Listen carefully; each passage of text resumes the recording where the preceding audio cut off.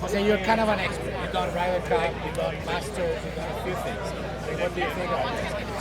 I mean, it's great that the Solheim is happening right here in the place I go home. We are in Virginia in a beautiful course, Robert Trent Jones, and listen, this type of competitions is a big celebration. It's a lot of friendship.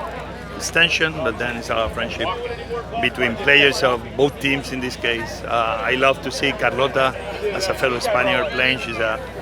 She's a super good person and an amazing talent, and you know, it's great to be here and then play with some of my friends. Zimmerman, one of the most famous baseball players in the history.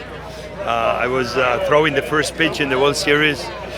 He was such a good friend that he was my catcher. He saved me, so it looked like a perfect throw. Even he helped me, and that's what friendship and friends are for, right? To be there with you in those moments, in the good moments, but also in the not so good ones. You're saying you are kind of a universal person. You work, you're American, you're European, you know everything. Well, very early on, I remember my daughters telling me, "Daddy, what happens if Spain and America play together?" I'm like, well, the good news is that we will have one team that will win, that we support.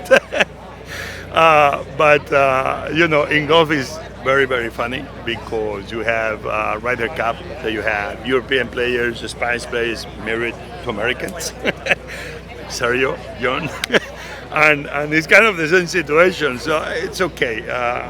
Sports is about celebration. You pick the team.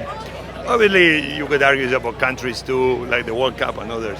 But if anything, in the Solheim and in the Ryder Cup, what you see is always a big competition. Let's play the best we can. Let's win because we are playing better than the other team, and let's give a hard time to the others. So everybody game races up, and that's what is brilliant about these tournaments. And the last thing is, you have a house full of women.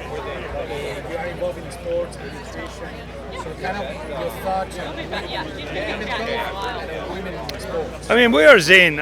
Listen, I'm the chairman, co-chairman on the health, fitness, and nutrition of the White House, President Biden, and it's great, obviously, to see how, as a father for my oldest is 25, I've seen them play every single sport. And to me, always was great to see, more than in any other country, how in America, young girls always celebrate every sport. My daughters play almost every single sport. Sports I don't even know the rules, like lacrosse. When I was young, I was a coach of a basketball team of young girls. They were 6, 7 years old. For me, it was probably one of the happiest moments. What we are seeing right now going on in the WNBA, how it's becoming more than a phenomenon. You go and you watch very good basketball. Golf, what I'm gonna say, this woman, they can play. You can say the same for every other sport where women are part of. For me, it's great that little by little the gap is kind of closing, where you can enjoy great tennis in the men's, but also in the women's, and so in every other sport. So the Solheim, if anything, is a celebration of that.